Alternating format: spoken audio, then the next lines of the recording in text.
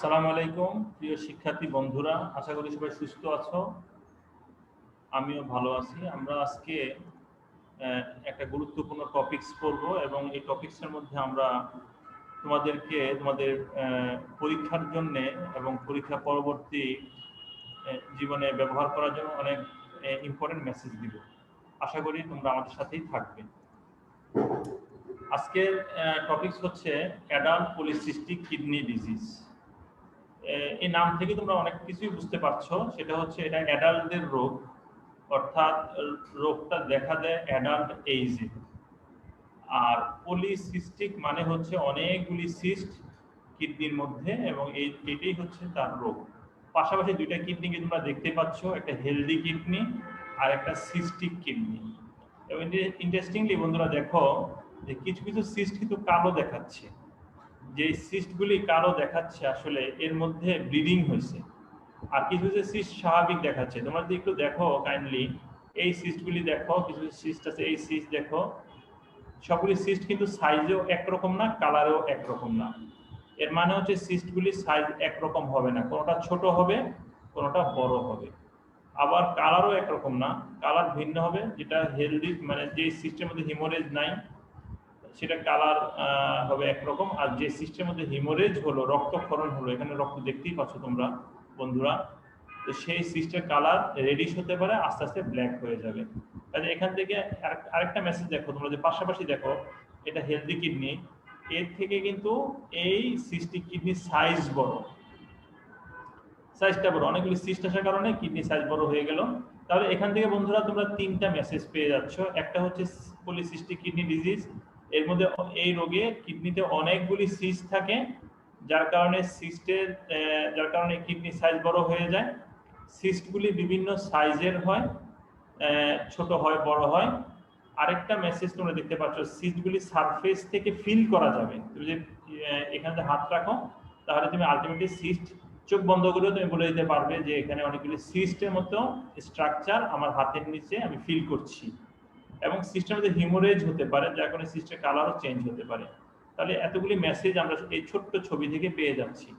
বন্ধুরা দেখো, এই দুইটা কিডনি, তাতে সিস্টগুলি দেখো, এবং একজন ভদ্রলোক বা ডাক্তার সম্ভবত উনি পাশে দাঁড়িয়ে আছেন। এখান থেকে অনেক মেসেজ তোমাদের জন্য আসছে। একটা মেসেজ কি পাচ্ছ বন্ধুরা? একটা মেসেজ পাচ্ছ যে এই অ্যাডাল্ট পলিসিস্টিক কিডনি ডিজিজের জন্য কখনো কখনো পেশেন্টের দুইটা কিডনি কেটে ফেলা লাগতে পারে। বিশেষ করে কিডনির সাইজ যখন অনেক বড় হবে এবং পেটের একটা বিরাট জায়গা দখল করবে এই পলিসিস্টিক কিডনি, তখন কিন্তু বেচারা খেতেও পারবেন না, আর পেটের মধ্যে একটা ডিসকমফোর্ট সবসময় থাকবে। তখন আলটিমেটলি এই সিস্টিক কিডনি কেটে ফেলা ছাড়া কোনো উপায় থাকে না। কাজেই দুইটা কিডনি কেটে ফেলতে হবে, তখন কিন্তু আলটিমেটলি পেশেন্টকে ডায়ালাইসিস করেই চলতে হবে। আরেকটা ইম্পর্টেন্ট মেসেজ বন্ধুরা দেখো, যে সিস্টগুলি একদম সারফেসে থাকছে এবং তুমি চোখ বন্ধ করে তুমি ফিল করতে পারবে। সিস্টগুলির সাইজ কিন্তু সমান নয়, কোনোটা ছোট কোনোটা বড়। এবং সিস্টের কালারগুলি দেখো, কোনোটা কালো, কোনোটা লাল, কোনোটা স্বাভাবিক। কাজেই এই ধরনের বিভিন্ন কালারের সিস্ট থাকতে পারে। এবং তুমি যদি একদম মেজারিং টেপ দিয়ে মাপার চেষ্টা করো, দেখবে যে দুইটা কিডনি কিন্তু সমান নয়, কিছুটা কম বেশি হবে, এটাই স্বাভাবিক। যে কিডনির মধ্যে সিস্ট একটু বেশি থাকবে এবং সিস্টের সাইজ বড় হবে, সেই কিডনিটা বড় হবে, আর যে কিডনি অপর কিডনিটা ছোট হবে। কাজেই তুমি যদি পেটে হাত দিয়ে এক্সামিন করো পেশেন্টের, তাহলে হয়তোবা তুমি একটা কিডনি ফিল করতে পারো আর একটা কিডনি ফিল নাও করতে পারো। সেক্ষেত্রে তোমার কাছে মনে হবে যে একটা কিডনিতেই বোধহয় পলিসিস্টিক কিডনি ডিজিজ হলো, কিন্তু বন্ধুরা এটা একটা জেনেটিক ডিজিজ। এটা সব সময় বাইল্যাটারালি হয়, অর্থাৎ দুইটা কিডনিতেই ইনভলভমেন্ট হবে। একটা কিডনি ছোট, রিলেটিভলি ছোট হওয়ার কারণে এবং সিস্ট কম থাকার কারণে হয়তো তুমি এক্সামিনেশন করার সময় ফিল নাও করতে পারো। কাজেই তোমাদের কাছে আমাদের পক্ষ থেকে মেসেজ হচ্ছে যে পলিসিস্টিক কিডনি ডিজিজ সব সময় বাইল্যাটারাল, এবং এই কিডনি সাইজ বড় হবে, সিস্টগুলি ছোট বড় হতে পারে, এর মধ্যে হিমোরেজ হতে পারে। এবং তুমি পরীক্ষাতে এই পেশেন্টের অ্যাবডোমেন এক্সামিন করলে দুইটা কিডনি সাধারণত পাবে নোডুলার স্ট্রাকচার, তোমার হাতে নিচে ফিল করতে পারবে। কিন্তু কখনো কখনো এমনও হতে পারে যে একটা হয়তো ফিল করতে পারছো আর একটা ফিল করতে পারছো না। হয়তো 6 মাস পরে তুমি এক্সামিন করলে দুইটাকেই তুমি ফিল করতে পারবে। পেশেন্টকে তখন এই লং কেসে তোমাকে হয়তো পেশেন্টের বিষয়ে টিচার জিজ্ঞেস করবেন, এক্সামিনার জিজ্ঞেস করবেন যে তুমি বলো যে কেন একটা কিডনি ফিল করা গেল আর আরেকটা কিডনি ফিল করা গেল না। তখন তুমি খুব সিম্পলি উত্তর দিয়ে দিবে যে দুইটা কিডনি আসলে হয়তো বা বড়, এবং দুইটা কিডনির মধ্যে হয়তো বা সিস্ট আছে, কিন্তু একটাতে বেশি সিস্ট থাকার কারণে কিডনি বড় হয়ে গেছে, ফিল করতে পারছি। আর একটা কিডনি তত বড় হতে পারে নাই এখনো, ভবিষ্যতে হয়তো হবে। আর সিস্টগুলিও হয়তো এখনো অতটা বড় না, যার কারণে আমি ফিল করতে পারছি না। যদি আমরা পরবর্তীতে পেশেন্টকে এক্সামিন করি ফিল করতে পারবো। ঠিক আছে বন্ধুরা, খুব সহজ জিনিস। তাহলে এটা একটা কমন কন্ডিশন বন্ধুরা, একজন ডাক্তার হিসেবে তোমাকে এই পেশেন্টের মুখোমুখি হতে হবে এবং এই পেশেন্টকে ম্যানেজমেন্ট দেওয়া তোমাকে জানতে হবে। খুব সহজ আসলে যদি তোমরা বুঝো। দেখো 500 থেকে 1000 জন বাচ্চা জন্মগ্রহণ করলে তাদের মধ্যে একজনের এই পলিসিস্টিক কিডনি ডিজিজ থাকবে। এটা হচ্ছে মেসেজ। বিভিন্ন রকম স্ট্যাটিস্টিক্স বিভিন্ন দেশে, আমরা যেটা এখানে একটা অ্যাভারেজ স্ট্যাটিস্টিক তোমাদের দেওয়ার চেষ্টা করলাম যে যদি 500 থেকে 1000 জন বাচ্চা জন্মগ্রহণ করে তাদের মধ্যে একজনের এডিপিকেডি থাকবে, এবং এটা অটোজোমাল ডমিনেন্ট। তোমরা জানো, আমরা একটু জেনেটিক্স পড়াই দেবো তোমাদেরকে আজকে এই ফাঁকে ফাঁকে, প্র্যাকটিক্যাল একদম। যে অটোজোমাল হচ্ছে কি, যে প্রথম 21 জোড়া, প্রথম যে 21টা ক্রোমোজোম বা 21 জোড়া ক্রোমোজোম, না 21 না 22 জোড়া, হ্যাঁ প্রথম 22 জোড়া যে ক্রোমোজোম, 22 44টা, এটাকে আমরা কি বলি, অটোজোম বলি। আর 23তম ক্রোমোজোম, এটাকে আমরা সেক্স ক্রোমোজোম বলি। হ্যাঁ, তাহলে এই ডিজিজগুলি এই সমস্ত ক্রোমোজোম এবং তার মধ্যে যে জিন থাকে এর মাধ্যমে কিন্তু ট্রান্সমিট হয়। কোনো কোনো জিনের এত বেশি প্রভাব থাকে যে একটা জিন প্যাথোলজিক্যাল হলেই ডিজিজ ম্যানিফেস্টেশন হয়, সেটা হচ্ছে ডমিনেন্ট। আর কোনো কোনো জিনের মধ্যে প্যাথোলজি অল্প থাকে। একটা জিন যদি প্যাথোলজিক্যাল হয় তাহলে পেশেন্ট খুব একটা সাফার করে না, ক্যারিয়ার হয়ে থাকে। আর দুইটা জিন যদি এফেক্টেড হয় তখন পেশেন্ট সাফার করে। এটা অটোজোমাল রেসিসি। হ্যাঁ বন্ধুরা, তাহলে দেখো যদি কোনো একজন পেশেন্ট তার যদি এই ধরনের প্যাথোলজিক্যাল জিন থাকে যেটার কারণে পেশেন্টের পলিসিস্টিক কিডনি ডিজিজ হলো, তাহলে তার কিডনির মধ্যে ছোটবেলা থেকেই কিন্তু এই সিস্টগুলি ডেভেলপ করবে। কিন্তু তখন এত ছোট ছোট থাকবে যে সেগুলি ফিলও করা যাবে না, আল্ট্রাসোনোগ্রামে পাওয়া যাবে না, পেশেন্টের কোনো কমপ্লেনও থাকবে না।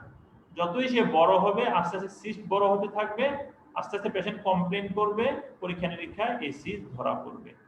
কাজেই এই রোগটা কিন্তু from the very beginning of life এই ডিজিজ থাকে। ঠিক আছে বন্ধুরা, এখন এই ধরনের সিস্ট যদি থাকে, দেখো আমি ছবিটা আবার দেখাই।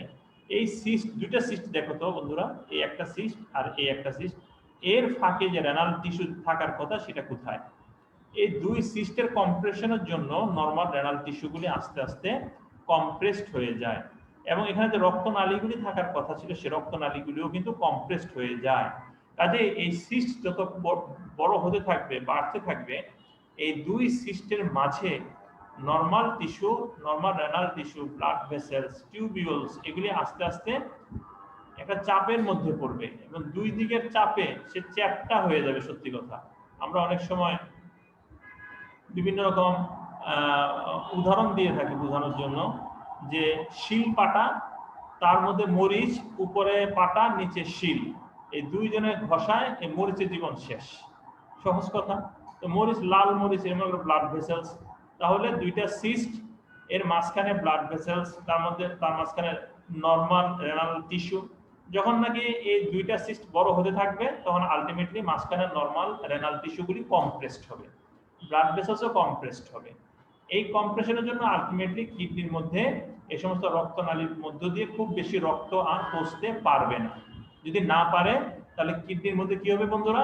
ইস্কিমিয়া হবে। আর ইস্কিমিয়া যদি হয় কিডনির মধ্যে, তখন দুইটা বড় বড় ঘটনা ঘটে বন্ধুরা।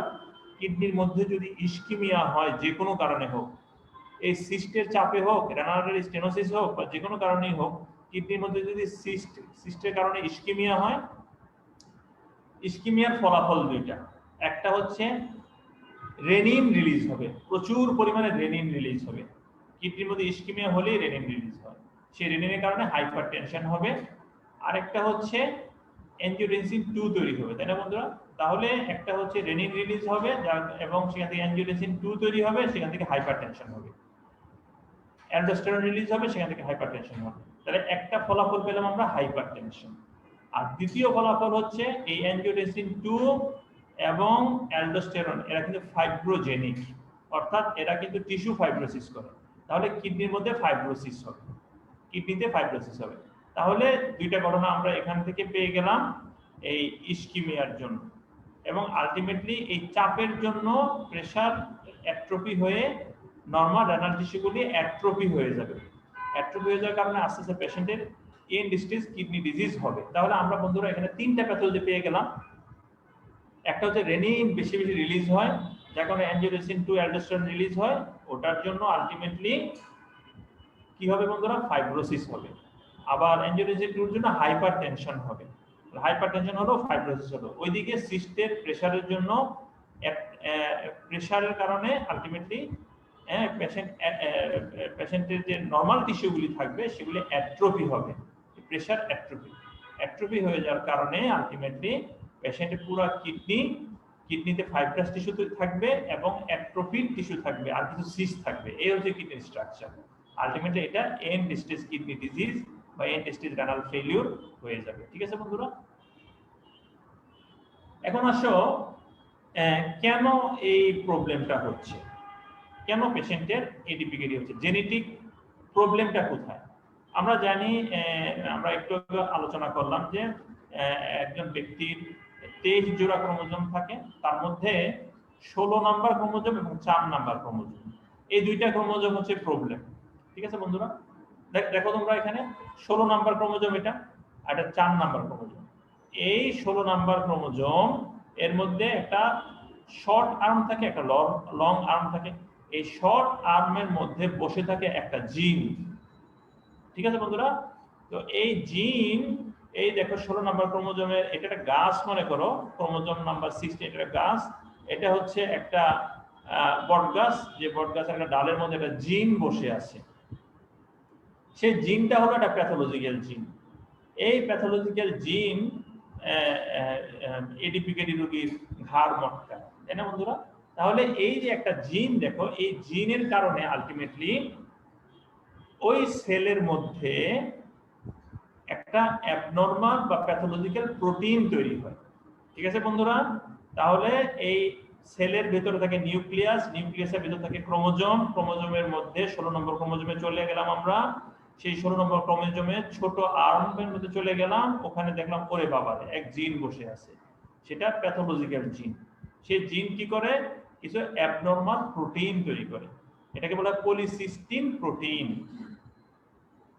ঠিক আছে, এই পলিসিস্টিন প্রোটিনের কারণে আলটিমেটলি এই সেলগুলি, যে সেলের ভিতরে এই অ্যাবনরমাল প্রোটিন থাকে, এই সেলগুলি খুব দ্রুত ডিভিশন হতে থাকে, বাড়তে থাকে, প্রলিফারেশন হতে থাকে এবং ম্যাচিউরেশন হতে থাকে, ডিফারেন্সিয়েশন হতে থাকে, এবং এদের প্যাটার্ন বা ক্যারেক্টার চেঞ্জ হয়ে যায়।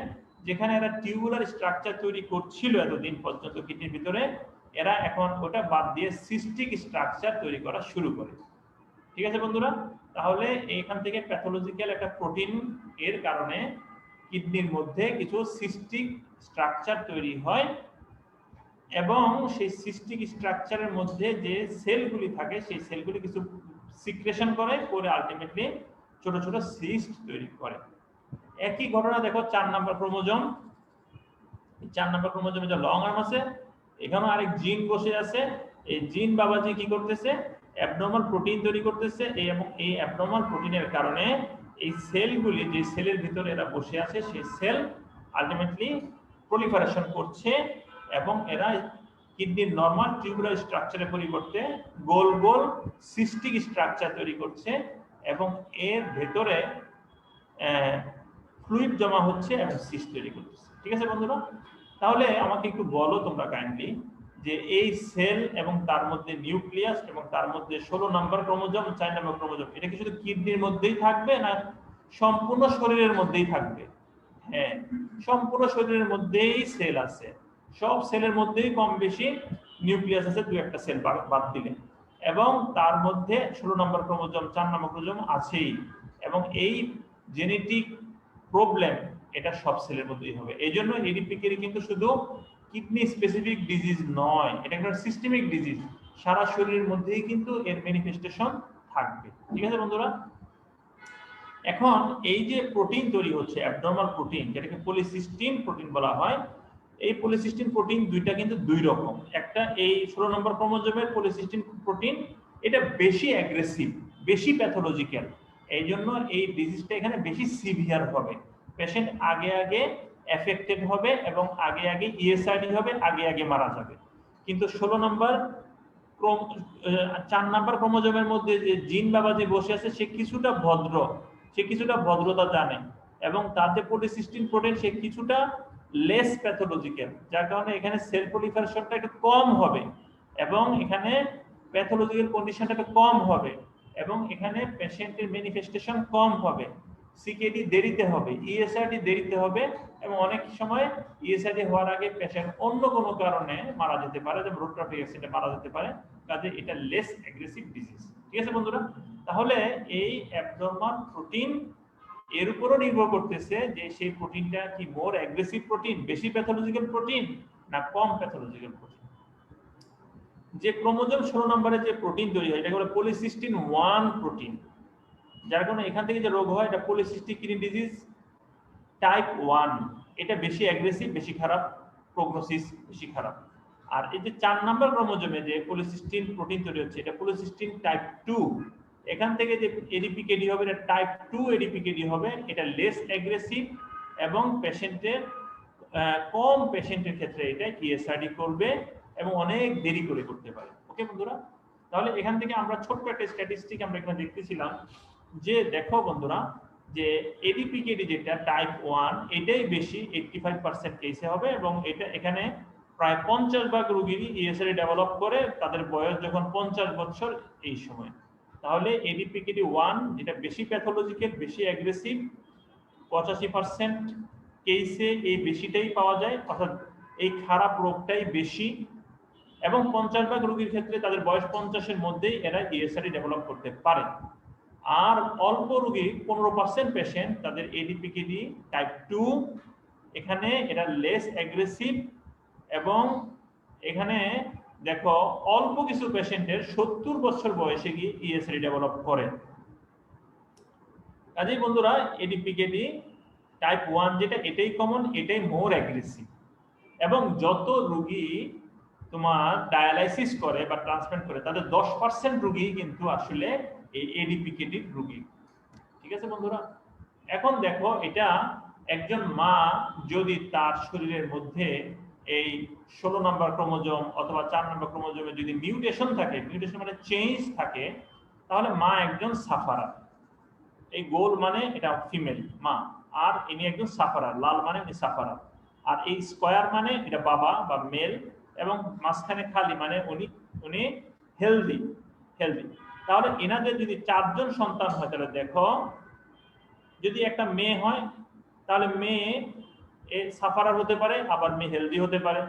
আবার যদি ছেলে হয়, ছেলে সাফারার হতে পারে, হেলদি হতে পারে। কাজেই প্রত্যেকটা সন্তানের ক্ষেত্রে 50% সম্ভাবনা যে সন্তানটা পেশেন্ট হতে পারে, সন্তানটা হেলদি হতে পারে। তো অনেক সময় এ ধরনের মা এবং বাবা তোমার কাছে আসবেন, এসে তোমাকে বলবেন যে ম্যাডাম বা স্যার, আমার ওয়াইফ ইনি কিন্তু এডিপিকেডির পেশেন্ট আর আমি হেলদি, আমাদের একজন বেবি আসছে, আমার ওয়াইফ প্রেগনেন্ট, এখন এই বেবি তার কি এডিপিকেডি হওয়ার সম্ভাবনা আছে কি না, তোমাকে সহজ প্রশ্ন করবে। তোমাকে খুব সহজভাবে জবাব দিতে হবে, দেখেন যে এই বাচ্চা যেটা আপনার পেটের মধ্যে আপনার আছে এখন, এই বাচ্চা হেলদিও হতে পারে, পেশেন্টও হতে পারে, তবে সম্ভাবনা হলো 50-50। 50% সম্ভাবনা সে হেলদি হবে, 50% সম্ভাবনা সে পেশেন্ট হবে। তখন বলবে, পেশেন্ট বলবে যে আমি এটা কিভাবে কনফার্ম করতে পারি? তখন তুমি বলবে যে আমরা এটা কনফার্ম করতে পারি যদি আমরা এই প্রেগনেন্সিতে ওখান থেকে যদি কোনো টিস্যু নিয়ে, ফিটাসের শরীর থেকে কোনো টিস্যু নিয়ে যদি আমরা স্টাডি করে দেখতে পারি যে এই টিস্যুর মধ্যে আলটিমেটলি ওই জিন, অ্যাবনর্মাল জিন আছে কিনা এবং অ্যাবনর্মাল প্রোটিন আছে কিনা, তাহলে আমরা আগেই বলে দিতে পারি যে এই পেশেন্টে এডিপিকেডি হতে পারে কিনা। কিন্তু এই ধরনের প্র্যাকটিস সাধারণত বাংলাদেশে আমরা করি না। আমরা বলি যে আপনি অপেক্ষা করেন, আমরা জন্মের পরপরই আমরা হয়তো একটা আল্ট্রাসোনোগ্রাম করে বলতে পারবো। যদিও জন্মের পর আল্ট্রাসোনোগ্রাম করলে অনেক সময় বোঝা যাবে না, এত ছোট সিস্ট থাকবে যে দেখাই যাবে না। এই সিস্ট দেখতে গেলে বন্ধুরা তোমাকে এই পেশেন্টের 20 বছর বয়স হওয়া পর্যন্ত অপেক্ষা করতে হবে, এরপরে যে তুমি হয়তো সিস্ট দেখতে পাবে। কাজে আগে থেকে এই কথা বলা খুব কঠিন যে আপনার মধ্যে আপনার এডিপিডি হতে পারে বা নাও হতে পারে। জেনেটিক স্টাডি করা ছাড়া তুমি কোনো কথা বলতে পারো না। দেখো বন্ধুরা কি হচ্ছে ঘটনা, আমরা অলরেডি বলে ফেলছি এই কথা। মিউটেশন হলো, মিউটেশন হওয়ার পর এই পলিসিস্টিন 1 পলিসিস্টিন 2 এই প্রোটিনগুলি তৈরি হচ্ছে। এই প্রোটিনগুলি আলটিমেটলি কি করতেছে দেখো, যে এই মূলত ডিস্টাল রেনাল টিউবিউলসকে বেশি ইনভলভ করে, তবে অন্যান্য এরিয়াকে ইনভলভ করতে পারে, তবে ডিস্টাল টিউবিউলসের চেঞ্জ বেশি আসে এবং সেখানে আলটিমেটলি ক্যালসিয়াম ইনফ্লাক্স হয়ে এই সেলগুলি অ্যাবনর্মালি প্রলিফারেট করতে থাকে এবং সেলের বাইরে প্রোটিন তৈরি হতে থাকে এবং ভিতরে সিক্রেশন হতে থাকে, হয়ে আলটিমেটলি সিস্ট তৈরি হয়। এই সিস্ট তৈরি হওয়ার কারণে আলটিমেটলি ভাস্কুলার ইনজুরি হয়, হয়ে ফাইব্রোসিস হবে এবং আলটিমেটলি ইএসআরডি হবে। একটা সুন্দর ছবি দেখাইলাম তোমাদেরকে, দেখো বন্ধুরা, এটা হচ্ছে একটা রেনাল টিউবিউল। এই রেনাল টিউবিউল ওয়ালটা দেখো, এই সেলগুলি আলটিমেটলি আস্তে আস্তে প্রলিফারেশন হওয়ার কারণে এইভাবে একটা অংশ ফুলে উঠতেছে এবং আলটিমেটলি একটা সুন্দর সিস্ট তৈরি হয়ে গেল এবং এর চারপাশে ফাইব্রাস টিস্যু তৈরি হচ্ছে। তোমরা একটু দেখো, এই ছবিটা আমার অত্যন্ত একটা পছন্দের ছবি বন্ধুরা। দেখো, এটা একটা সিস্টিক কিডনি, এখান থেকে এই হলো একটা সিস্ট। এই সিস্ট দেখো বন্ধুরা, এই সিস্টের ছবিটা এখানে দেখতে পাচ্ছি আমরা। এই সিস্ট দেখো লাইনিং এপিথেলিয়াম, এটা কিন্তু এই যে এই সেল প্রলিফারেশন করেই কিন্তু এই সিস্টটা তৈরি হচ্ছে। তোমরা এই সিস্টটা দেখো, এই সিস্ট কিন্তু টিউবুলের সাথে একদম কানেক্টেড। এই সিস্ট টিউবুলের সাথে কানেক্টেড থাকতেও পারে, আবার যদি সেল প্রলিফারেশন বেশি হয় তাহলে কিন্তু এটার কানেকশন বন্ধ হয়ে যাবে, তাই না বন্ধুরা? কাজে সিস্ট টিউবুলের সাথে কানেক্টেড থাকতেও পারে, নাও থাকতে পারে, ঠিক আছে? তাহলে আমরা এটা দেখতে পাচ্ছি যে একটা সিস্ট তৈরি হয়ে গেল এখানে, এখানে লাইনিং এপিথেলিয়াম আসছে এবং এখানে দেখো যে এই সেলগুলি প্রলিফারেশন করেই যাচ্ছে, যে মাইক্রোটিক সেল, সেলগুলির সংখ্যা বেড়েই যাচ্ছে এবং সেলের বাইরে দেখো কিছু ইন্টারস্টিশিয়াল ফাইব্রাস, এখানে ফাইব্রাস টিস্যু তৈরি হচ্ছে। এই ফাইব্রাস টিস্যু তৈরি হওয়ার কারণে এই দেখো বেসমেন্ট মেমব্রেনটা কেমন ঠিক হয়ে গেল। এই বেসমেন্ট মেমব্রেনটা নরমাল বেসমেন্ট মেমব্রেন, আর এখানে খুবই থিক বেসমেন্ট মেমব্রেন। বন্ধুরা দেখতেছো এখানে দেখো এই টিউবিউলস, এই টিউবিউলসের বাইরে একটা সিস্ট তৈরি হয়ে গেল। এই সিস্টের সাথে দেখো এই টিউবিউলসের কোনো কানেকশন নাই এবং এর ভিতরে ফ্লুইড। বলে স্যার এত কিছু জেনে কি লাভ হবে? বন্ধুরা দেখো কি হয়, দেখো এখন দেখো, ধরো যে এই সিস্টের মধ্যে একটা ইনফেকশন হলো এই পেশেন্টের, যদি ইনফেকশন হয় তাহলে এই সিস্টের মধ্যে যদি ইনফেকশন হয় তাহলে এর এই ইনফেক্টেড ফ্লুইড কিন্তু আর বের হয়ে আসতে পারছে না। কাজেই এই পেশেন্টের যদি ইউরিন আর টেস্ট করো, ইউরিনারি টেস্ট কিন্তু নর্মাল পাচ্ছ তুমি, কারণ এর কোনো ইনফেক্টেড ফ্লুইড কিন্তু কানেকশন না থাকার কারণে বের হয়ে আসতে পারতেছে না। অথচ এই সিস্ট ইনফেকশনের জন্য পেশেন্টের জ্বর আসতেছে, পেশেন্টের পেটে প্রচন্ড ব্যথা হচ্ছে, তুমি আল্ট্রাসোনোগ্রাম করে দেখলা ইয়েস এর মধ্যে অনেক সিস্ট আছে, তুমি ইউরিন টেস্ট করে দেখলা ওমা এই সিস্ট নরমাল, ইউরিনের মধ্যে কিচ্ছু নাই, ইউরিন তো নরমাল। কেন নরমাল পাচ্ছ তুমি? এই সিস্টের সাথে টিউবুলসের কোনো কানেকশন না থাকার কারণে আলটিমেটলি তুমি ইউরিনের মধ্যে কোনো পাসেল পাবে না। কিন্তু যদি এই সিস্টের সাথে টিউবুলসের কানেকশন থাকতো আর এই সিস্টে কোনো ইনফেকশন হতো তাহলে এই ইনফেক্টেড কিছু ফ্লুইড এখানে চলে আসতো, যার মধ্যে ডাব্লিউবিসি প্রচুর থাকতো এবং তুমি ইউরিন কালেক্ট করলে তার মধ্যে প্রচুর পাসেল তুমি পেয়ে যেতা। কাজেই কোনো এডিপিকেডি পেশেন্টের যদি তুমি সিস্ট ইনফেকশন ডায়াগনোসিস করো এবং তুমি যদি কখনো ইউরিন আর রিপোর্টে পাসেল নাও পাও, তবুও কিন্তু তোমাকে এই ইনফেকশন ভাবতে হবে এবং তার চিকিৎসা দিতে হবে। এটা একটা ইম্পর্টেন্ট। দ্বিতীয় ইম্পর্টেন্ট বন্ধুরা দেখো, যে তুমি এই পেশেন্টে যদি অ্যান্টিবায়োটিক দাও, সেই অ্যান্টিবায়োটিকগুলি এই মোটা ফাইব্রাস টিস্যু কোট ভেদ করে ভেতরে কিন্তু ঢুকতে পারে না। বেশিরভাগ অ্যান্টিবায়োটিক কিন্তু পারে না, কারণ এত বেশি ফাইব্রাস টিস্যু থাকে চারিদিকে যে এই ফাইব্রাস টিস্যুর বিশাল আবরণ ভেদ করে অ্যান্টিবায়োটিক ভেতরে ঢুকবে ইম্পসিবল। তাহলে কি সিস্টের চিকিৎসা নাই? আছে বন্ধুরা, কিছু স্পেসিফিক অ্যান্টিবায়োটিক আছে যারা এই ফাইব্রাস টিস্যুকে পেনিট্রেট করে সিস্টের মধ্যে ঢুকতে পারে এবং আলটিমেটলি সিস্টের ইনফেকশনে চিকিৎসা হয়ে যাবে। কাজেই বন্ধুরা তোমরা অ্যান্টিবায়োটিক চুজ করলে শুধুমাত্র কালচার রিপোর্ট দেখে চুজ করতে পারবে না। কালচার রিপোর্টের পর তোমাকে জানতে হবে যে এই যে অ্যান্টিবায়োটিক আমি দিব, এই অ্যান্টিবায়োটিকের পেনিট্রেশন ক্যাপাসিটি আছে কিনা, সেই সিস্টেমে ঢুকতে পারবে কিনা। বন্ধুরা, মাত্র কয়েক ধরনের অ্যান্টিবায়োটিক এই সিস্ট পেনিট্রেট করতে পারে। একটা হচ্ছে ফ্লোরোকুইনোলোন গ্রুপ, অর্থাৎ সিপ্রোফ্লক্সাসিন গ্রুপ।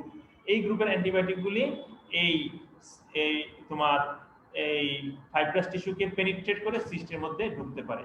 কোট্রাইমক্সাজল ইনি ঢুকতে পারেন।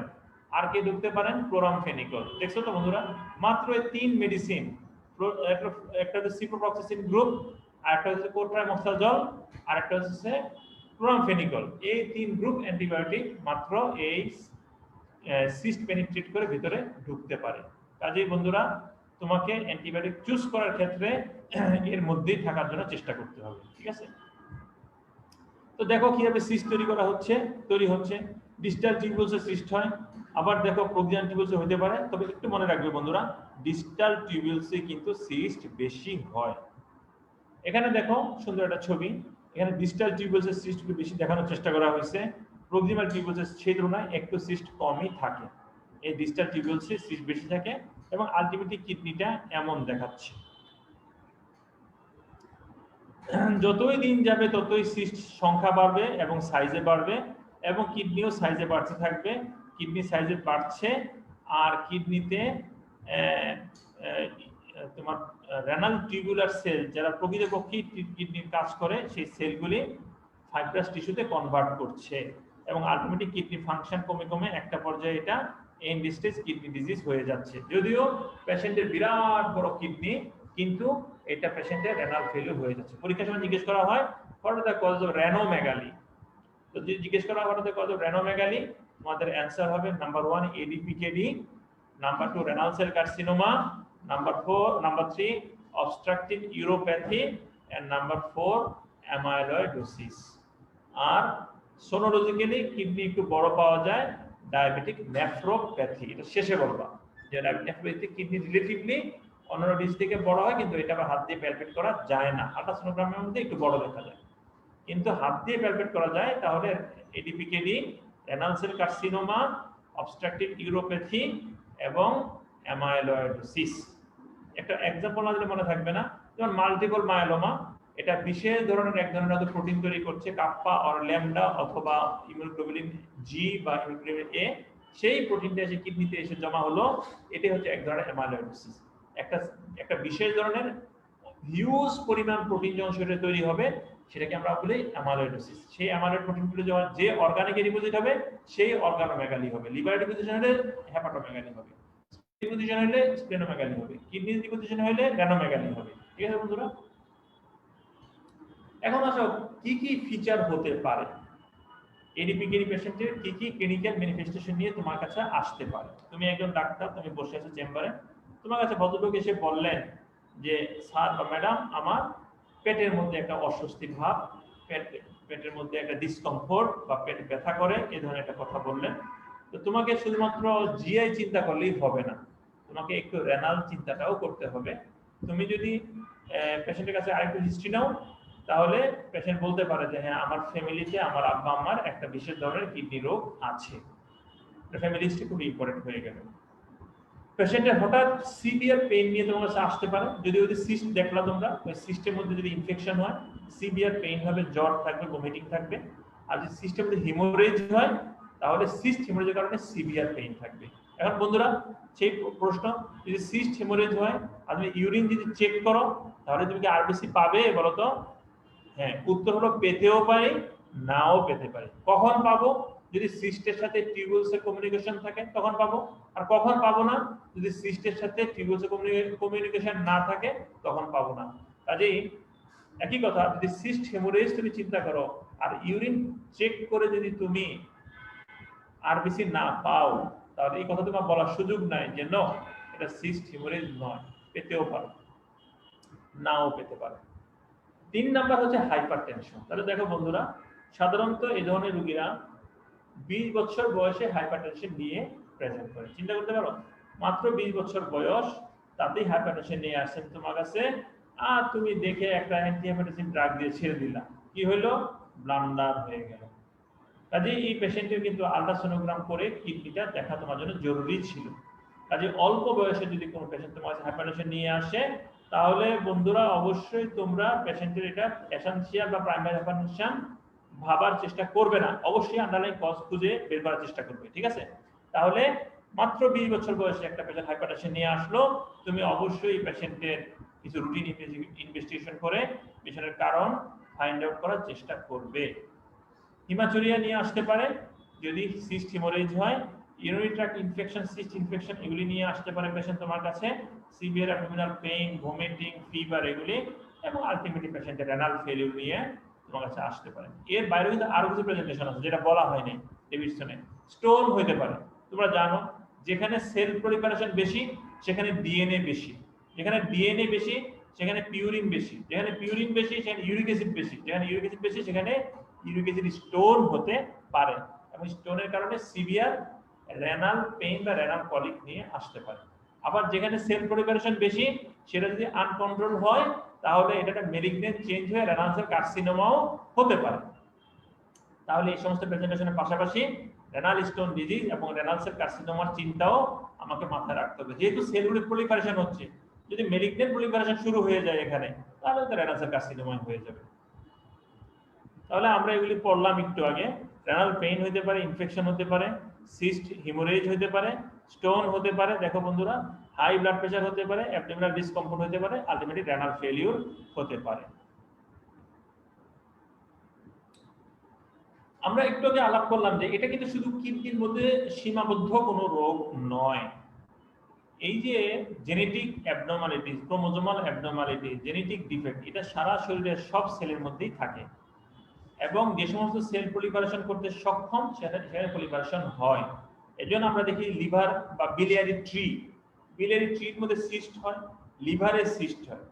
তারপরে তোমার এই ধরনের পরিবর্তন intracranial blood vessels, circle of Willis, সেখানে যে এন্ডোথেলিয়াল সেল আছে সেখানে হতে পারে অ্যানিউরিজম, ওই প্রলিফারেশন হয়ে অ্যানিউরিজম হতে পারে।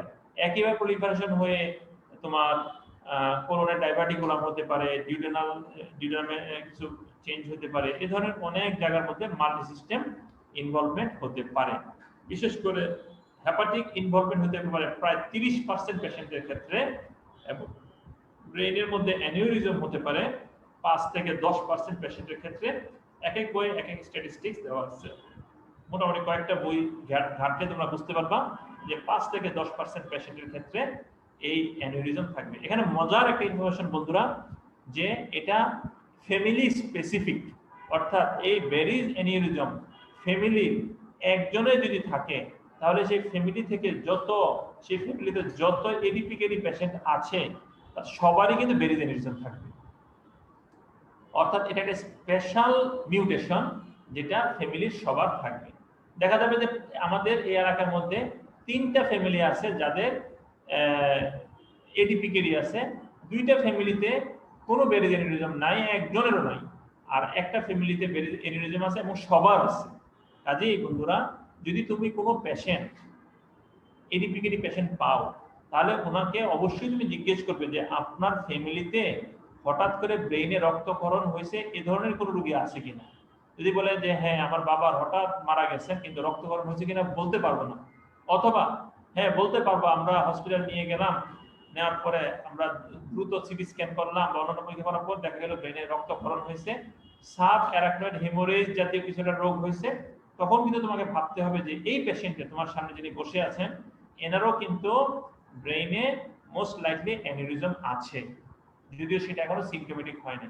তখন কিন্তু আলটিমেটলি পেশেন্টকে তোমার ওই অ্যানিউরিজমটা কয়েলিং করে দিতে হবে বা অ্যানিউরিজমটা তোমাকে ক্লোজ করে দিতে হবে যেন ওখান থেকে সাব অ্যারাকনয়েড হেমোরেজ না হয়।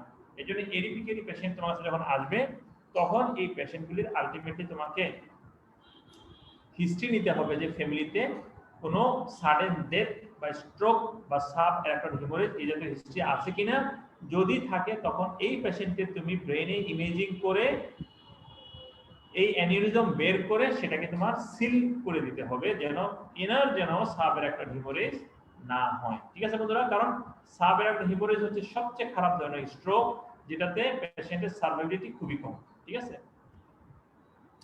দেখো বন্ধুরা এটা একটা এমআরআই চমৎকার, এখানে কিডনি 2টা কিডনি আছে, 2টা কিডনির মধ্যে অজস্র সিস্ট আছে, এই ডান কিডনির উপরে দেখো বিশাল লিভার, এখানেও দেখো অনেকগুলি সিস্ট আছে।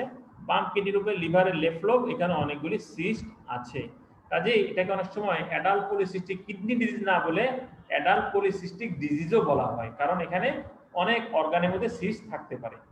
এখানে দেখো বন্ধুরা, এই সার্কেল অফ উইলিসের বিভিন্ন লোকেশনে কিন্তু আলটিমেটলি অ্যানিউরিজম হতে পারে এবং মিডল সেরিব্রাল আর্টারিতে অ্যানিউরিজম হতে পারে। এখানে দেখো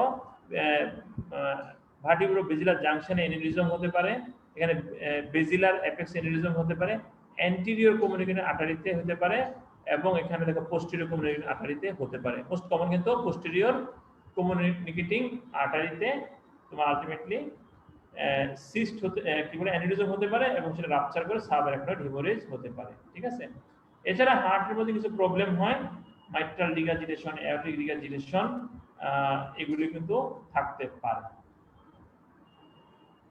এবার আসলে বন্ধুরা আমরা কি ইনভেস্টিগেশন করব?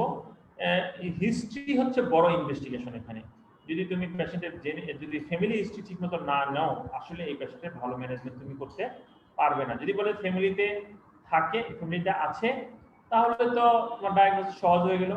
কিন্তু এমনও তো হতে পারে যে ইনি ওনার ফ্যামিলির প্রথম কেস, এনাকে দিয়েই এই রোগটা শুরু, প্রথম মিউটেশন ওনার শরীরেই হলো এবং ইনি এনার ফ্যামিলির প্রথম কেস হতে পারে। কিন্তু এটাকে বলা হয় প্রাইমারি কেস। ঠিক আছে বন্ধুরা, প্রথম একটা ফ্যামিলিতে প্রথম যে পেশেন্টটাকে ডায়াগনোসিস করা হয়, হ্যাঁ প্রথম যাকে প্রথম ডায়াগনোসিস করা হয় তাকে বলে ইন্ডেক্স কেস, আর যিনি প্রথম কেস ওনাকে বলে প্রাইমারি কেস। যেমন উদাহরণ দিই তোমাদের, আমি মনে করো যে তুমি একজন ডাক্তারের কাছে গেলা, তারপর তোমার ডায়াগনোসিস হলো যে এডিপিপিডি, আল্লাহ তোমাকে সুস্থ রাখুক, একটা এক্সাম্পল দিচ্ছি আমি।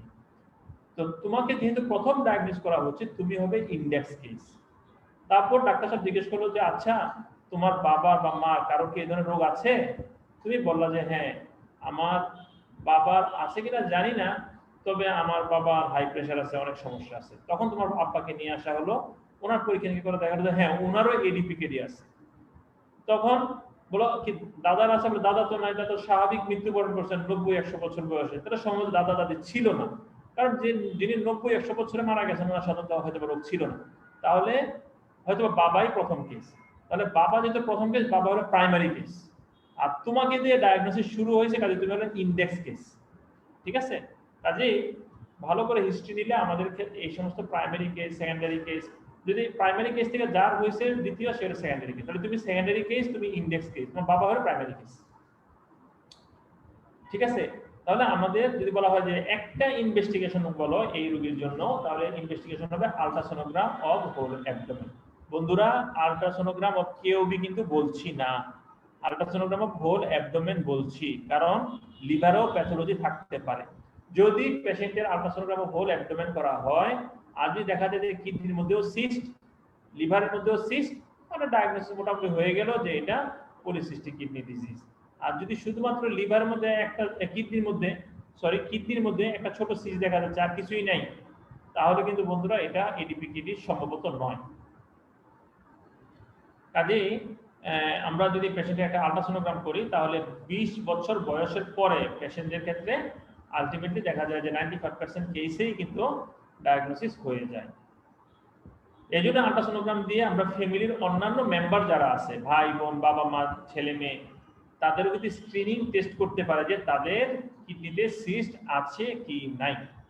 যদি একদম ফ্যামিলি থেকে ছোট একটা বাচ্চাকে ধরে নিয়ে আসো, যার বয়স 5 বছর, তার যদি আলট্রাসোনোগ্রাম করো, তাহলে আলটিমেটলি তার সিস্ট নাও পেতে পারো। 20 বছরের পর থেকে আলটিমেটলি সিস্টগুলি তোমার আস্তে আস্তে ভিজিবল হতে থাকে। দেখো চমৎকার একটা আলট্রাসোনোগ্রাম, এই আলট্রাসোনোগ্রাম কতগুলি সিস্ট দেখা যাচ্ছে। কাজেই পেশেন্ট তোমার কাছে আসছিল কিন্তু হাইপার টেনশন নিয়ে, আর তুমি পেশেন্টকে অনেক হিস্ট্রি নেওয়ার পর আর তার বয়স 20 বছর দেখে তোমার সন্দেহ হলো যে আরে 20 বছর বয়সে হাইপার টেনশন, আমি একটু ভালো করে দেখতে চাই। শোয়ানোর পরে পেটটা ভালো করে এক্সামিন করে দেখলা হাতে নিচে কি কি জানে লাগে, নডুলার স্ট্রাকচার, মনে হচ্ছে এডিপিকিডি হতে পারে। একটা আলট্রাসোনোগ্রাম করতে দিলাম আর দেখা গেল আলট্রাসোনোগ্রামের মধ্যে অনেকগুলি সিস্ট আছে। তাহলে বন্ধুরা বলবো যে আলট্রাসোনোগ্রাম না করলেও তো যে অ্যান্টিবায়োটিক দিতাম, করেও তো একই অ্যান্টিবায়োটিক দিলাম না। বন্ধুরা আরো কথা আছে, আরো ওষুধ আছে এখানে, আমরা দিতে পারবো পরে।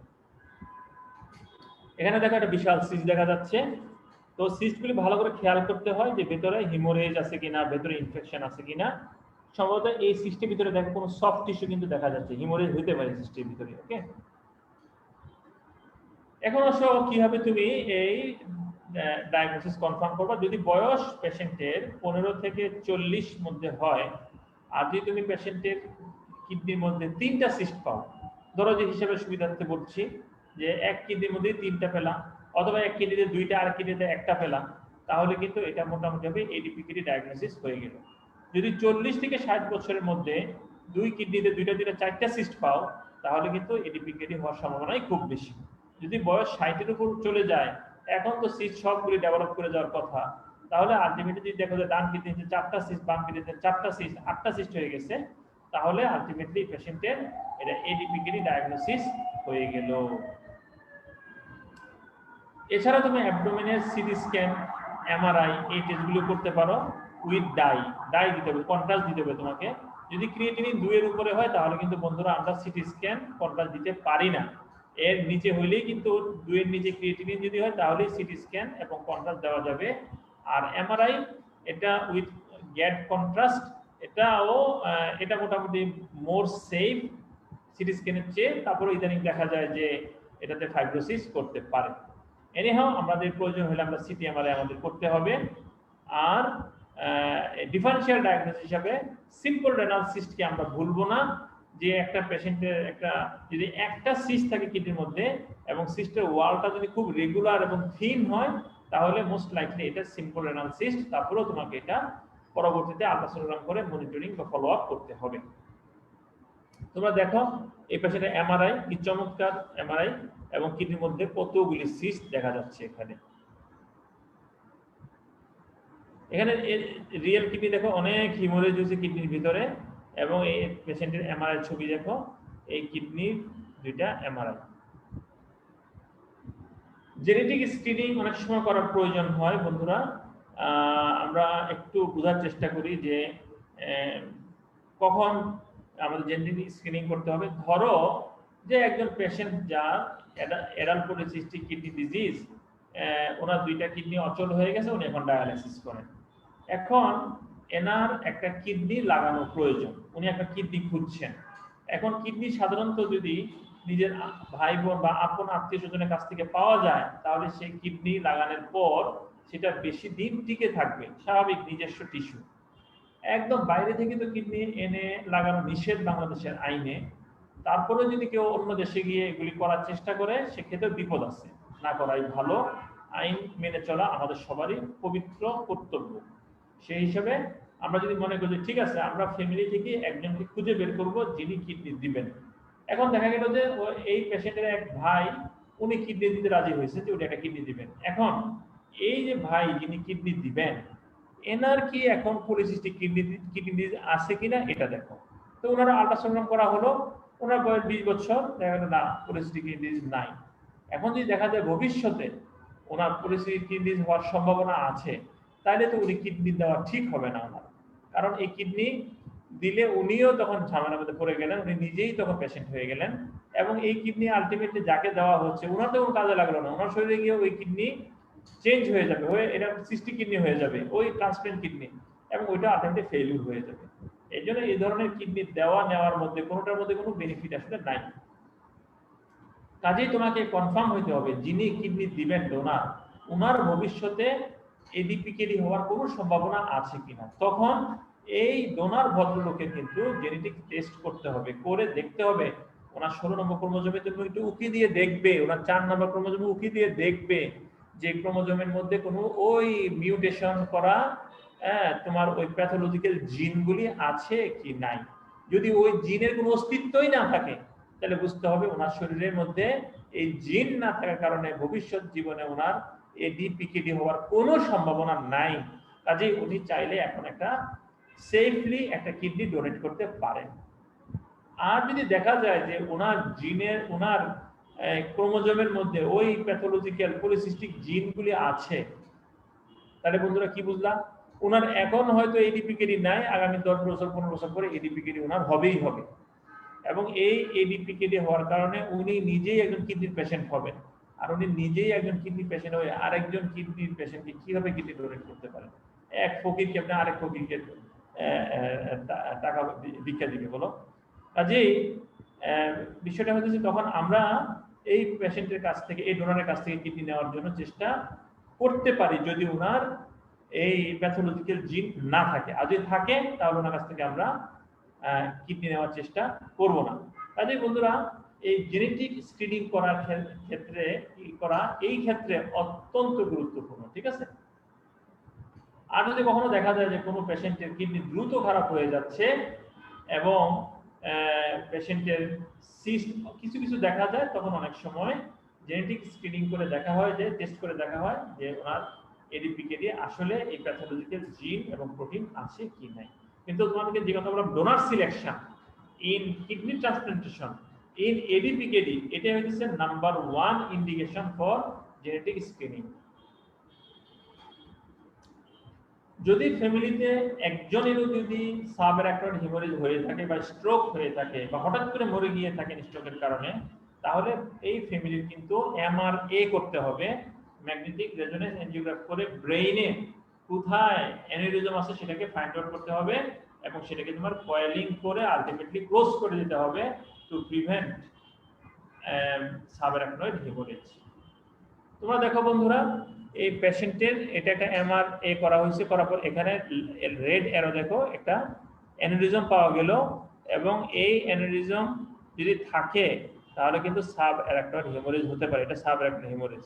কাজে এটাকে তোমার আলটিমেটলি কয়েলিং বা ক্লিপিং করে দিতে হবে। এই যে দেখো, এটা কয়েল বা ক্লিপ করে দেওয়া হয়েছে যেন এটা থেকে ফার্দার, এটা দুই পেশেন্টের, এখানে হচ্ছে একটা অ্যানিউরিজম আছে, এটা অ্যানিউরিজমে ক্লিপিং করে দেওয়া হলো বা কয়েলিং করে দেওয়া হলো। যদি না করো তাহলে এই ধরনের সাবঅ্যারাকনয়েড হেমোরেজ পেশেন্টের হতে পারে, এটা এবং ফ্যাটাল একটা কন্ডিশন।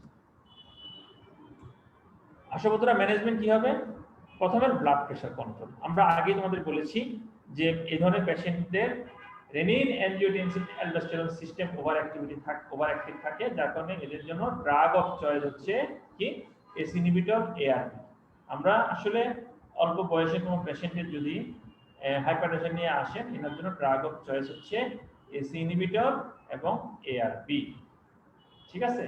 শুধু নিগ্রোদের ক্ষেত্রে, কালো মানুষদের ক্ষেত্রে এবং বয়স যদি 55 বছরের উপরে হয়, তাহলে তুমি যদি আফ্রিকায় গিয়ে ডাক্তারি করো তাহলে সব পেশেন্টের জন্য, এবং বাংলাদেশে বসে ডাক্তারি করো তাহলে 55 বছরের উপরে রোগীদের জন্য তুমি অ্যান্টি হাইপারটেনসিভ ড্রাগ হিসেবে প্রথম তুমি চুজ করবা ক্যালসিয়াম চ্যানেল ব্লকার, দেন তুমি চুজ করতে পারো এস ইনহিবিটর, এআরবি। কিন্তু এছাড়া তুমি যখন স্বাভাবিক প্র্যাকটিস করবে তখন তুমি কিন্তু 55 বছরের নিচে হইলেই তুমি আলটিমেটলি সবার জন্য এস ইনহিবিটর, এআরবি দেওয়ার চেষ্টা করবে। এটা জেনারেল কথা তোমাদের বলে দিলাম। ব্লাড প্রেশার ভালো কন্ট্রোল করলেই যে এই পেশেন্টের কিডনি ফেল করবে না এমন কোনো কথা নেই। যেহেতু এই কিডনির মধ্যে এই পেশেন্টের জেনেটিক ডিফেক্ট আছে, এই জেনেটিক ডিফেক্ট কিন্তু আপার হ্যান্ড নিয়ে নেয় ব্লাড প্রেশার কন্ট্রোলের উপরে। ব্লাড প্রেশার কন্ট্রোল করলেও কিডনি আস্তে আস্তে জেনেটিক ডিফেক্টের কারণে ফেলিউর হতে থাকবে, সিস্ট তৈরি হতেই থাকবে, আর কিডনি আস্তে আস্তে ফেলিউর দিকে এগিয়ে যাবে। এই জন্য সিস্টের জন্য তোমাকে আলাদা চিকিৎসা দিতে হবে। যদি প্রেশারটাকে তুমি, আমরা সাধারণত কিডনি রোগীদের ক্ষেত্রে আমাদের টার্গেটেড ব্লাড প্রেশার হচ্ছে 130/80 এর নিচে, কিন্তু যদি তুমি আরেকটু টাইট কন্ট্রোল করতে পারো, 110/75 মেনটেন করতে পারো, তাহলে একটু পেশেন্টের জন্য বেটার প্রগনোসিস আশা করা যায়। আর সেক্ষেত্রে অন্তত পেশেন্টের কার্ডিয়াক ইভেন্টগুলি বেশ কমে আসে। আমরা জানি হাইপারটেনশন যদি বেশি হবে, লেফট ভেন্ট্রিকুলার হাইপারট্রফি তত বেশি হবে, আর লেফট ভেন্ট্রিকুলার হাইপারট্রফি যদি বেশি হবে পেশেন্টের সাডেন কার্ডিয়াক ডেথের রিস্ক তত বেশি হবে। আলটিমেটলি আমরা যদি পেশেন্টের হাইপারটেনশন ভালো করে কন্ট্রোল করতে পারি তাহলে আলটিমেটলি পেশেন্টের কার্ডিয়াক ইভেন্ট অনেক কমে যাবে। এখন আসে আমরা সিস্টের জন্য কি করব। সিস্টের জন্য দুইটা মেডিসিন আছে। সিস্ট যেন আলটিমেটলি বড় না হয় তার জন্য যে দুইটা মেডিসিন, একটা হচ্ছে টলভেপটাম আর একটা হচ্ছে অক্ট্রিওকাইড। এই যে সিস্ট আমরা একটু আগে বলেছিলাম, কিন্তু এগুলি ডিস্টাল টিউবিউলসে বেশি থাকে, এবং তোমরা দেখেছো যে রেনাল টিউবিউলসে লুকোফিলিতে বেশি থাকে। ওখানে যে ইন্টারস্টিশিয়াল ফ্লুইড এটা বেশ ঘন থাকে, অসমোলারিটি অনেক হাই থাকে, ঘন থাকে। এই ঘন এই ফ্লুইডের মধ্যে, এই ঘন ইন্টারস্টিশিয়াল ফ্লুইডের মধ্যে এই সিস্টগুলি দ্রুত বড় হয়।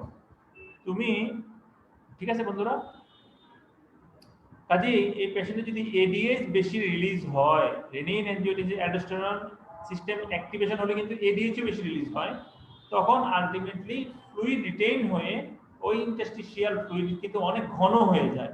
আর ঘন হওয়ার কারণে ওই সিস্ট খুব দ্রুত বাড়তে থাকে। ঠিক আছে বন্ধুরা, সিস্ট দ্রুত বড় হয়ে থাকে। এখন যদি আমরা এই এডিএইচ এর ফাংশনটাকে ব্লক করে দিতে পারি, তাহলে এই সিস্টের আশেপাশে যে ফ্লুইড আছে এটা বেশি ঘন হতে পারে না। না পারার কারণে সিস্ট যে বড় হচ্ছে এটা স্লো হবে, যার কারণে সিস্ট এক্সপানশন স্লো হবে এবং কিডনি ফেলিওর ডিলে হবে। অন্যদিকে দেখো সোমাটোস্ট্যাটিন, এটা হচ্ছে কি গ্রোথ হরমোন রিলিজকে ইনহিবিট করে। আর যখন growth hormone release pituitary gland থেকে গ্রোথ হরমোন রিলিজ ইনহিবিট হবে, তখন আলটিমেটলি সিস্টের গ্রোথ ডিলে হবে এবং রেনাল ফেলিওর ডিলে হবে। কাজেই আমরা যদি সোমাটোস্ট্যাটিন অ্যানালগ ইনজেকশন অপটিওরাইড প্রতি মাসে মাসে একটা করে ইনজেকশন পেশেন্টকে দেই, তাহলে আলটিমেটলি পেশেন্টের সিস্ট গ্রোথ স্লো হবে, রেনাল ফেলিওর অনেক ডিলে হবে। ঠিক আছে বন্ধুরা, তাহলে দেখো পেশেন্ট আসলে তোমার কাছে হাইপারটেনশন নিয়ে, আর তুমি এই পেশেন্টকে যদি অ্যান্টি হাইপারটেনশন দিয়ে বিদায় করে দিলা, এই 1-2 বছর পরে তোমার কাছে কিডনি ফেলিওর নিয়ে আসবে। আর যদি তুমি পাশাপাশি পেশেন্টকে টলভ্যাপটাম বা অপটিওরাইড ইনজেকশনও তুমি পেশেন্টকে সাজেস্ট করে দিতা, তাহলে কিন্তু এই পেশেন্টের এডিপিকেডি অনেক স্লো হয়ে যেত এবং পেশেন্টের রেনাল ফেলিওর অনেক ডিলে হতো। ঠিক আছে বন্ধুরা, এই জন্য অ্যাপ্রোপ্রিয়েট ম্যানেজমেন্ট করাটা খুব জরুরি। আবারও বলি যে অল্প বয়সে হাইপারটেনশন নিয়ে আসলে অবশ্যই আমরা পেছনের কারণ খুঁজে বের করে সেটাকে ট্রিট করার চেষ্টা করব। কখন চিন্তা করব যে এই পেশেন্টের পরিণতি ভালো নয়, এই পেশেন্টের ভবিষ্যৎ অন্ধকার? কখন? যদি শুরুতেই দেখা যায় কিডনি দুটো অনেক বড় বড়, তার মানে ভেতরে বড় বড় সিস্ট অলরেডি হয়ে গেছে।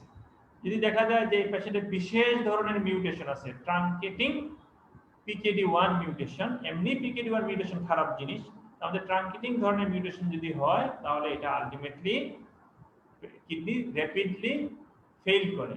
যদি দেখা যায় যে পেশেন্টের ফ্যামিলি হিস্ট্রিতে কিডনি ইনজুরি বা কিডনি ফেলিওর দ্রুত হয়েছে, তাহলে বুঝতে হবে এই ফ্যামিলিতে যে এডিপিকেডি বা পিকেডি যে জিন আছে, সেই জিনটা বড় খতরনাক জিন, বড় অ্যাগ্রেসিভ জিন। কাজে এই ফ্যামিলির সবারই রেনাল ফেলিওর খুব দ্রুত হবে।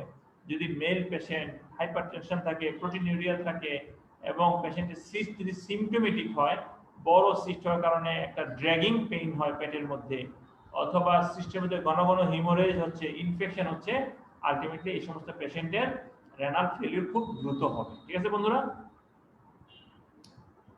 যদি রেনাল ফেলিওর হয়েই যায় তাহলে কি করবে? তাহলে ডায়ালাইসিস দিবে, কিডনি ট্রান্সপ্লান্টেশন করবে। এই পেশেন্টকে ডায়ালাইসিস দেওয়ার জন্য এরা খুব ভালো ক্যান্ডিডেট, কারণ এদের প্রেশার খুব ভালো মেনটেইন হয়। প্রেশার যদি ভালো মেনটেইন হয়, তাহলে আলটিমেটলি ডায়ালাইসিস করতে সুবিধা হয়। আরেকটা কথা বন্ধুরা, এই সিস্টগুলি থেকে কিছু কিছু ইরিথ্রোপয়েটিন রিলিজ হয়, আর ইরিথ্রোপয়েটিন রিলিজ হওয়ার কারণে এরা কিন্তু কম এনিমিক হয়, যার কারণে এই সমস্ত পেশেন্টটা ডায়ালাইসিস করা, ট্রান্সপ্লান্ট করা এটা সহজ হয়। এজন্য এডিপিকেডি পেশেন্ট ডায়ালাইসিস এবং কিডনি ট্রান্সপ্লান্টেশনের জন্য গুড ক্যান্ডিডেট। ওকে, আর যদি দেখা যায় যে কিডনি দুইটা এত বড় বড়, যে ছবি তোমরা প্রথমেই দেখে আসছো, তাহলে কিন্তু আলটিমেটলি ওই দুইটা কিডনি ফেলে দিতে হবে ভেতরে স্পেস তৈরি করার জন্য। ওকে, আর যদি দেখা যায় কিডনি এডিপিকেডি আছে কিন্তু কত বড় কিডনি নয়, তাহলে এই এডিপিকেডি কিন্তু সবসময় এই কিডনি পেশেন্টের শরীরে থাকতে পারে। কারণ কি? কারণ কিডনি নিজস্ব কিছু ক্যাপাসিটি থেকেই যায় শেষ পর্যন্ত, কিছু কিছু টিস্যু, এটাকে বলে রেসিডুয়াল রেনাল ফাংশন। এই রেসিডুয়াল রেনাল ফাংশন যদি পেশেন্টের থাকে, তাহলে এমনও হতে পারে যে পেশেন্টের সপ্তাহে 2টা ডায়ালাইসিস লাগার কথা, তার এই রেসিডুয়াল রেনাল ফাংশন থাকার কারণে তার একটা ডায়ালাইসিসই চলছে। তাহলে যে পেশেন্টের 2টা ডায়ালাইসিস লাগে তার খরচ, আর যে পেশেন্টের একটা ডায়ালাইসিস লাগে তার খরচ হলো অর্ধেক। এটা পেশেন্ট দীর্ঘদিন ডায়ালাইসিস চালিয়ে যেতে তার সুবিধাও হচ্ছে। এর জন্য আমরা চেষ্টা করব ওই 2টা কিডনি যদি রেখে দেওয়া যায়, তাহলে রেখে দেওয়ার চেষ্টা করব আমরা। ঠিক আছে বন্ধুরা, অনেকক্ষণ তোমাদের সাথে গল্প করলাম। আমরা আশা করি তোমাদের কাছে বিষয়টা খুব পরিষ্কার। কিডনিতে সিস্ট হতে পারে, যদি অনেকগুলি সিস্ট হয় এবং পেশেন্টের ফ্যামিলিতে যদি আরো এরকম সিস্টিক ডিজিজের হিস্ট্রি থাকে, যে পেশেন্টের হাইপারটেনশন থাকে, ক্রিয়েটিনিন বাড়তে থাকে, তাহলে আমরা এডিপিটিডি চিন্তা করব। হতাশ হব না, অ্যান্টিহাইপারটেনসিভ চিকিৎসা দিব এবং সিস্ট স্টেবিলাইজার বা সিস্টের জন্য আলাদা আমরা মেডিসিন পেশেন্টের জন্য আছে, আমরা টলভ্যাপটাম এবং অক্সিওটার দিতে পারি। এতে পেশেন্টের রেনাল ফেলিউর অনেক ডিলে হবে। তোমাদেরকে ধন্যবাদ জানাচ্ছি এবং আশা করছি তোমরা এই লেকচার আজকে একটু রিভিশন থেকে পড়ে নিবে এবং লেকচারটা রিভিশন দিবে, সে আশা রইল। সবাইকে অজস্র ধন্যবাদ। আসসালামু আলাইকুম।